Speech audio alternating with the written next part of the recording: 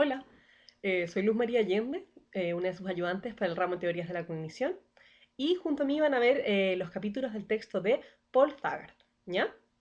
Entonces, cualquier duda que tengan sobre ese texto me escriben a mí y voy a estar más capacitada para responderles. Los otros ayudantes también, pero es mejor si derivan al tiro las preguntas a mí, ¿ya? Entonces, vamos a partir por el primer capítulo. Representación y computación. Como podrán suponer por el título mismo del capítulo, la representación y la computación son conceptos claves en ciencias cognitivas. ¿A qué nos referimos con esto? Representación. Ahora es bien más complejo igual hablar de representación porque es algo que está en el lugar de otra cosa. Cuando hablamos de una representación es algo que está ahí representando otra cosa. Como claramente no tenemos sillas y perros y aviones y multiplicaciones en la cabeza, en nuestros modelos cognitivos, en nuestro ser. No es como que físicamente los tengamos, pero bajo el modelo de las ciencias cognitivas hay algo ahí que actúa en lugar de eso. Entonces ahí en el texto se dan cuenta, hay un montón de ejemplos de representaciones no mentales. Entonces, por ejemplo, si ustedes ven una palabra, si la palabra es tomate, esa palabra representa un tomate. Y si esa palabra está en francés, es le tomate, o está en chino y es tomate, pero en chino, también estaría representando tomate. Entonces, hay muchas formas de representar, que hay un dibujo, un tomate también representa un tomate, y como tomate en braille, ya bueno, hay mil formas de representar un tomate. Entonces, de esas mil formas que habría de representar un tomate, también existiría una forma de representarlo mentalmente. Entonces tendríamos estas representaciones mentales que actuarían como en lugar de los como contenidos en nuestra mente, ¿ya? Y cómo se procesan, eso se procesarían con procesos mentales, pero esos procesos mentales serían computacionales, ¿ya? Entonces, ¿qué es computar? Es procesar como al haber una computación de procesos mentales, al haber procesos mentales sobre representaciones, y ahí van a poder ir intercambiando mil veces esas palabras. Procesar, representaciones, computar, contenidos, mentales, siempre se va a llegar allá. Eso es la mente para las ciencias cognitivas. Ahora, esto es un supuesto a la base, grande, ¿ya? Igual que, no sé, en psicoanálisis uno tiene que suponer que el inconsciente es algo que está ahí y que vamos a bancarnos que eso es así. O en teoría humanista vamos a suponer que el humano y las personas tienden a un desarrollo positivo. Es el supuesto de las ciencias cognitivas a la base. Ahora, dado ese supuesto, se han ido construyendo mil cosas y hay mil discusiones sobre qué es exactamente un procesamiento mental, qué es exactamente una procesión mental, qué cabe ahí, qué no cabe ahí. Y en este mismo texto ya van a tener, van a poder entender parte de esas discusiones. ¿Ya? Entonces puede ser bien interesante. Ahora, ese supuesto a la base principal lo van a encontrar con el modelo computacional representativo de la mente o el MCRM, modelo computacional representacional de la mente, como le puso Taggart en su texto, ¿ya? Esa es la definición, está en la página 28, si no me equivoco, y ahí sale como definida bien claro. En el fondo es, la mente sería una serie de representaciones que son procesadas computacionalmente. Eso. Y de ahí para arriba todo es ciencia cognitiva. Como si estamos bajo ese supuesto y estamos trabajándolo científicamente, estudiando la mente, estamos hablando de ciencias cognitivas. De la mayoría de ciencias cognitivas. Esta es como la ortodoxia de las ciencias cognitivas, como la forma más clásica de hablar de ciencias cognitivas. Es igual que a lo mejor ustedes pueden encontrar algún autor de psicoanálisis que crea que el inconsciente es mula y que no existe. Igual hay autores en ciencias cognitivas que dicen, no, ¿sabes qué? La mente funciona de forma, por ejemplo, no representacional. Y ahí hay, por ejemplo, autores conexionistas que creen que el procesamiento sucede de forma no representacional. Ya, pero eso para más adelante. Súper. Entonces, eso como primera parte, lo importante que son los conceptos de computación y representación. Y este modelo computacional representacional de la mente como una piedra fundacional en lo que son las teorías de la cognición. Ahora, Taggart después habla de la importancia de las teorías, los modelos y los programas. Junto al equipo docente hemos decidido que no vamos a hablar de programas porque es confuso, porque un programa es como Word, Paint. Eh. Y vamos a hablar de código, ¿ya? Porque quizás sea más fácil. Entonces, ¿qué es una teoría? Una teoría cognitiva, una teoría como... Sobre esto se mueve mucho porque está bien cogiendo. Una teoría sería que vamos y En el fondo, converso imaginémonos que somos unos cientistas cognitivos, pronto lo seremos, y estamos hablando, por ejemplo, cómo se adquiere un segundo lenguaje. Usemos ese ejemplo. ¿Cómo se adquiere un segundo lenguaje? Después van a ver que esto es obviamente intencional porque les voy a mostrar ejemplos de eso, bla. Entonces, ya, pero ¿cómo será? ¿Qué representaciones son las que son importantes? Ya las palabras nuevas. Pero, por ejemplo, si al aprender un nuevo lenguaje lo aprendemos, por ejemplo, qué es lo relevante, si es que es el input auditivo asociado a las imágenes del mundo externo. La teoría es, en el fondo, en la discusión de ya, pero ¿cómo será esto? ¿Cómo serán los tipos de representaciones y computaciones que son necesarias este, para, por ejemplo, aprender un segundo lenguaje, entonces, para aprender un segundo idioma? Entonces, para aprender un segundo idioma, vamos a usar un ejemplo puntual que es el modelo de Bialystok. Sí, no pillé un autor con un nombre más complicado, un modelo del 78, que sería que uno escucha el lenguaje, uno está expuesto al lenguaje, a escucharlo o a leerlo, y eso tendría influencia sobre conocimiento sobre nuestro mundo en general, sobre nuestro conocimiento explícito de este lenguaje. Entonces, por ejemplo, las clases que hicimos en el Tronwell del lenguaje nuevo, y el conocimiento implícito del lenguaje. O sea, todas las veces que vimos Friends en ruso y aprendimos implícitamente a conjugar porque las cosas nos suenan mejor o peor. Y ahí habría una relación entre este otro conocimiento de otros lenguajes que a lo mejor nos interfiere, y cómo se relaciona el conocimiento explícito con el implícito. Esto ayuda a la práctica, pero también habría interferencia. Entonces después habría cómo respondemos, ya, perfecto. Y ahí uno modela em, tanto lo como positivo de aprender un nuevo lenguaje, así cómo efectivamente se logra, pero también como lo negativo, como los errores. ¿Ya? Y eso es bien importante porque en ciencias cognitivas no solamente estamos buscando hacer como computadores que tengan programas que son muy pro. En el fondo, uno de los objetivos principales es entender cómo funciona la mente humana. Entonces, al hacer esta teoría, tenemos que considerar qué representaciones hay, qué procesos son necesarios, pero teniendo en cuenta eh, también cómo funcionarían humanamente. Porque claro que podríamos decir, por ejemplo, una teoría pésima sería, los humanos aprenden un nuevo lenguaje leyendo un diccionario, aprendiéndoselo de memoria, y después leyéndose todas las reglas gramaticales y después implementándolo perfectamente. Porque para eso tendríamos que efectivamente ser un computador con un tipo de procesamiento que no es el característico de las personas. Entonces, al hacer el programa, probablemente va a ser un programa que aprenda peor el lenguaje que este super programa teórico que les acabo de mencionar. Ya, entonces vamos y discutimos eso. Sí, buen punto, pero ¿qué pasa con la representación visual? No, eso es secundario, eso es muy de la escuela de no sé quién, bla, etcétera. Ya, y llegamos a la teoría de que el lenguaje se aprende así, con interferencia entre el conocimiento implícito, el conocimiento de otros lenguajes y de otras partes, otros tipos de conocimiento. Ya, perfecto, y ahí se generan respuestas automáticas, bla, bla, bla. Ya, ahora tenemos que armar eso más puntualmente. Entonces, aquí hay una imagen de el modelo de, ¿cómo se llama el caballero? Es complicado de pronunciar. De Bialystok, el modelo de Bialystok, para que lo puedan mirar.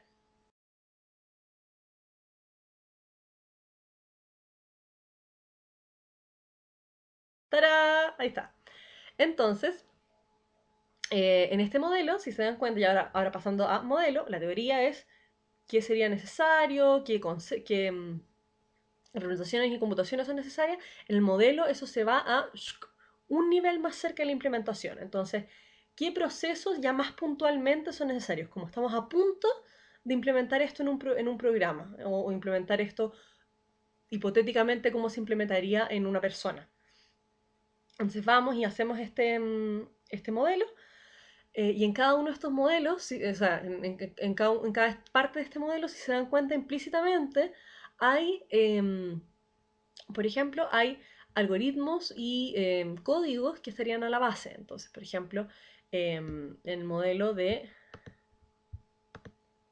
Bialystok, la exposición al lenguaje habría que ver. Entonces, este nivel de input, este nivel de conocimiento, que sería una parte intermedia, y este nivel de output. Entonces, en input, ¿qué podríamos hablar? Podríamos hablar de qué información se va a captar. Entonces, este otro conocimiento, cómo va a estar estructurado. Este otro conocimiento, por ejemplo, va a estar en forma de un diccionario que se va a que va a causar interferencia, por ejemplo, ¿cómo va a causar esa interferencia? Como al entrar a ese nivel de clarificación, como justo antes de programarlo, porque haríamos un modelo en el fondo, haríamos a pasar de un modelo a un programa, a una implementación más real, hay que definir esos detalles. Entonces, por ejemplo, si nosotros decimos ya, la interferencia desde otros conocimientos y el conocimiento explícito de un lenguaje nuevo, es por cosas fonéticas. Entonces, por ejemplo, un error tradicional va a ser que la gente de habla inglesa o de habla española que está aprendiendo a hablar inglés va a decir los farmeros porque se va a confundir entre farmer y granjero. Perfecto. Y la otra sería, no, porque es de contenido semántico, entonces o no sé, como ahí vamos a ir viendo cómo vamos a hacer predicciones distintas entre cómo va a interferir el conocimiento con el lenguaje explícito, con el conocimiento explícito del lenguaje, por ejemplo. Y así con mil cosas, como este es un modelo muy particular que elegí mostrarles porque la foto en Google estaba buena, ese es mi gran motivo, pero también podría haber una percepción visual y entonces cómo reconocemos caras, por ejemplo. Entonces una cara, primero se ve la configuración, ojos, boca, entonces en ese modelo, por ejemplo, en esa teoría, el modelo tendría que decir, bueno, entonces tendría que haber algo que percibiera ojos, algo que percibiera bocas, algo que percibiera que esas dos cosas van juntas. Entonces tendríamos que tener un modelo ahí, o sea, ya, si nuestra teoría es la persona junta ojos y boca, y cuando hay ojos, boca, reconoce eso como una cara, ya tendríamos que ver algo que identificara ojos, algo que reconociera boca y algo que uniera esas dos cosas juntas, por ejemplo. Y luego está el último paso, que es el de el programa, que ahora le vamos a decir código, que sería ya pasar a como literalmente tipear eso. Entonces, si por ejemplo vamos a hacer este programa en Python o Java o cualquier programa de computación, o sea, como cualquier lenguaje de programación, vamos a necesitar que este modelo que hicimos, que ya era bastante más detallado, no era como, bueno, y esto, ahí hay una relación.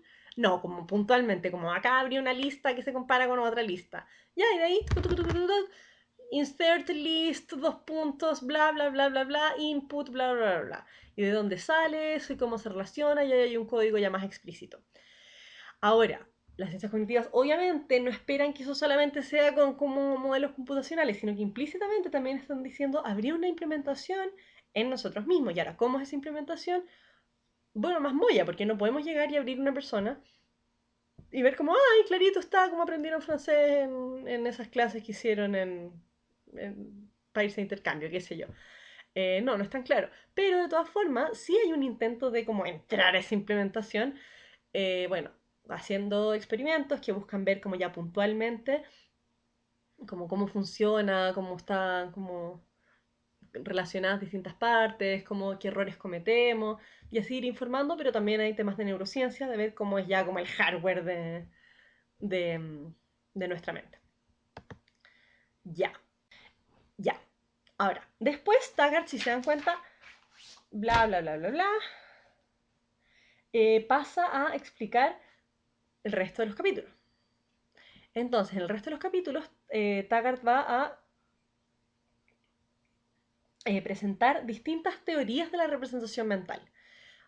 Y esos son los títulos de los capítulos que van a leer a continuación. Entonces está el de modelo de lógica, el modelo de reglas, modelo basado en conceptos y así. Esos son los que van a partir leyendo. Entonces va a presentar estas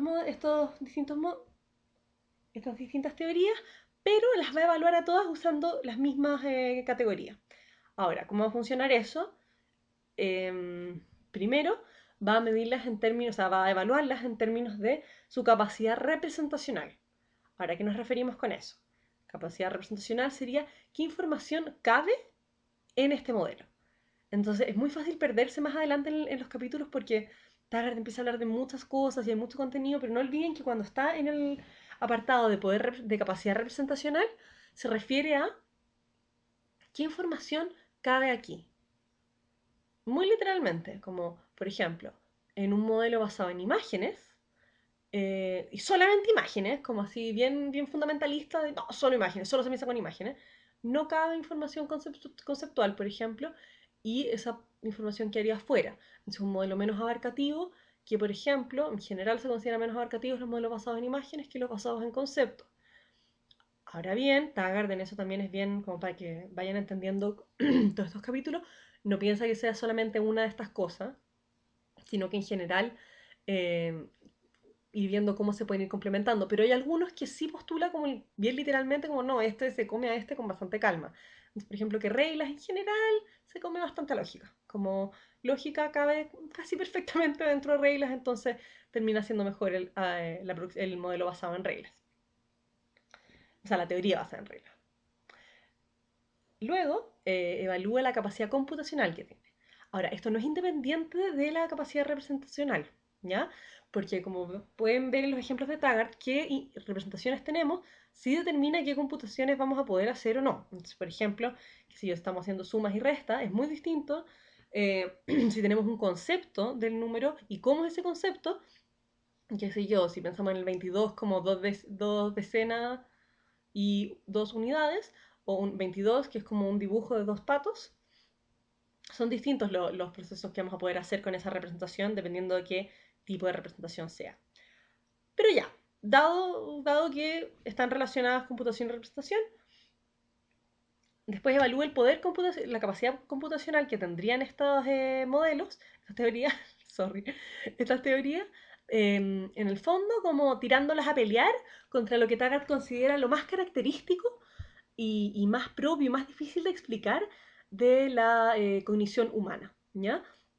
En esto Taggart es bien tendencioso, si se dan cuenta, porque considera que esas cosas son la planificación, la toma de decisiones, las explicaciones, todo como en la resolución de problemas, el lenguaje y el aprendizaje. Cosas como bien humanas en el sentido más clásico, más como racionalista casi de la palabra, como estos hitos como bien característicos del ser humano, como de leer la iluminación, todo eso. Se podría criticar de Taggart que también es importante, por ejemplo, si estos modelos permiten procesamiento de procesos más simples como la atención o la percepción o la memoria. Porque claro, qué sé yo, los conceptos junto con las reglas son increíbles para hablar de aprendizaje y lenguaje, y ¡guau! ¡Qué buen modelo tenemos del lenguaje, por ejemplo, con reglas y conceptos! Pero no nos explican también la atención o la percepción de caras o por qué las cosas fomes nos aburren, como en eso a lo mejor se quedan más chicos. Es ahí como asterisco al lado del método de Taggart, ojo que está haciendo eso. Pero eso es lo que va a hacer, va a decir, bueno, ¿cómo explicamos estos procesos que serían los más desafiantes, como estos procesos que son los más desafiantes, cómo se pueden lograr con estos, bajo estas teorías, ¿ya? Luego ve la plausibilidad psicológica, esto es lo que más nos importa como de las plausibilidades que va a mencionar, que es decir, ya, ok, esto funciona, esto se explica, pero ¿cuánto se adapta eso a lo que efectivamente hemos visto que hacen las personas? Entonces, si vamos a tener un modelo, está todo cachete de ya, comprensión y producción lingüística, por ejemplo, pero no comete los errores que cometen las personas, no aprende al ritmo que aprenden las personas, qué sé yo, no cabe el desarrollo dentro de niño a adulto, por ejemplo, que se produce, y como que no tiene la misma caracterización que tendrían unas personas, no es tan buen modelo porque no tendría una plausibilidad psicológica. Entonces, claro, ese modelo anterior de aprender un segundo idioma, o sea, claro, esa teoría y modelo anterior que les mencioné como imaginaria de para aprender un segundo idioma, me voy a aprender todo el diccionario, después me voy a leer un libro de gramática, me los voy a aprender de memoria y los voy a aplicar, y los voy a aplicar perfecto porque soy un computador y soy seco. No es tan bueno porque no va a captar tan bien los errores que nosotros vamos a cometer consistentemente cuando aprendemos un nuevo idioma y nunca va a poder decir que nosotros vamos a hablar del carretation para hablar de un carrete porque estamos aplicando reglas de manera consistentemente, como que reglas que como estamos cometiendo errores que consistentemente se dan de la misma manera. Ya, después está la plausibilidad neurológica, eso es menos relevante para nosotros, eso queda para su curso de neurociencia, pero sí es relevante porque nos habla de un supuesto a la base de las ciencias cognitivas que es bien importante, que es que todo esto en el fondo no es solamente para modelarlo en computadores, sino que también tiene a la base un supuesto bien importante de eh, materialismo, de que todo esto tendría estaría sentado en procesos físicos. Y ahí Taggart habla también de que se ha encontrado. Pero en general, como son modelos bien abstractos, o sea, como son tan generales y bien abstractos, la investigación que van a ver ahí, que los apartados de plausibilidad neurológica son media página, como de, se han pillado algunas localizaciones, pero como que, filo, no se ha pillado tanto. Y por último, y es bien interesante esto, Taggart siempre va a estar buscando aplicabilidad práctica. Ahí tengo el texto, por eso estoy mirando para allá. Entonces, en la aplicabilidad práctica, en la aplicabilidad práctica, aplicaciones prácticas, Taggart va a estar todo el rato diciendo, bueno, ¿para qué hacemos ciencias cognitivas? Como uno es muy interesante, darnos la mano en los congresos, muy buen paper, muy buen modelo, felicitaciones, felicitaciones, pero también, ya, pero ¿para qué hacemos esto? Y ahí en particular va a darles ejemplos de educación, diseño, inteligencia, sistemas inteligentes, que son inteligencia artificial en general, y salud mental. Entonces, claro, ahí como si hacemos un pequeño sondeo de qué nos interesa más a nosotros como psicólogos, probablemente van a ser más temas de educación y salud mental, como más directamente. Pero, por ejemplo, cuando ustedes diseñan, qué sé yo, una página web y quieren que la página web funcione bien, sí les sirve saber cómo funcionan los procesos mentales de las personas que van a ser sus usuarios. Pero eso también va a servir, por ejemplo, para diseñar políticas públicas. Entonces, qué sé yo, la gente de Transantiago hizo todo un estudio real, hizo todo un estudio, la gente de diseño de la Católica hizo los carteles de Transantiago, hizo todo un estudio de ya, cómo le dicen las personas a las calles, qué nombre de calles les ponemos, porque si le ponemos Alameda de las Delicias del general Bernardo Higgins, o cual sea el nombre oficial de la Alameda, la gente no entendía bien las cosas. Entonces, ahí había todo un estudio de cómo entendemos nosotros el sistema de transporte, algo súper práctico, para aplicarlo finalmente en un diseño que fuera más pertinente. Y se pueden quejar mucho del Transantiago, pero los carteles del Transantiago son muy lindos. Pum, pum, pum, pum. Y eso.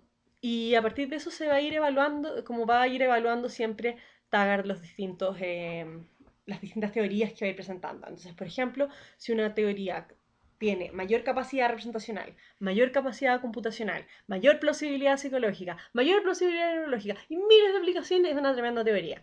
Y si falla en cualquiera de esas cosas, y como va a pasar, como ninguna es perfecta en todo, bueno, habrá que ver cómo la podemos ir mejorando, con qué se puede ir complementando, para qué es mejor, para qué es peor, y en eso entiendan que Taggart acá no pretende hacer como una pelea de gallos de las teorías y ver cuál gana, y eso será la triunfadora en un reality show de las teorías de la representación mental, para nada. Raja, my queen, I bow to thee. Aunque él se investiga en analogías, como ojo ahí que Taggart se cita todo el rato en el capítulo de analogías, como, uy, uy, las analogías son bacanas, y como que no hay tantos autores que piensen así. Ja, ja, ja, tallas de teorías de la cognición. Pero eso, como esa va a ser la vara con la cual Taggart mide qué tan bueno qué tan buena es una teoría de la representación mental. Ya, felicitaciones por haber terminado esta primera videoayudantía. Como premio van a tener una información muy importante, que es que el texto de lógica, el capítulo de lógica, no es necesario que lo lean. No es necesario que lo lean porque creemos que, lo hablamos con el equipo, creemos que no les sirve tanto y que sirve más para confundirlos. Entonces se habla mucho, hay mucho contenido como de lógica, que no es tan necesario que sepan, como no es necesario que sepan, pero sí es necesario que entiendan la lógica en el contexto histórico, como cuando no teníamos nada y éramos unos griegos que estábamos tratando de entender la mente, sí teníamos lógica y podíamos medir eso como la vara contra la cual se medía el razonamiento humano, los procesos humanos. Entonces teníamos ese sistema de preservación de la verdad. Ya, y esto es bacán, y esto es tan perfecto, y tan abstracto, tan guau, tan maravilloso, algo de eso hay en nosotros, como esto también se considera, como que se considera como esto es muy humano, como este pensamiento tan elevado, tan abstracto, esto es muy humano, las chinchillas no hacen esto. Entonces, por mucho tiempo, la lógica estuvo, y todavía tiene mucha influencia en ciencias cognitivas, pero como que ya cachamos que no somos tan así, que es mucho más basado en reglas. Entonces, póngale mucho más foco a reglas y a conceptos en esta primera parte del libro de Taggart. Eso, que les vaya muy bien.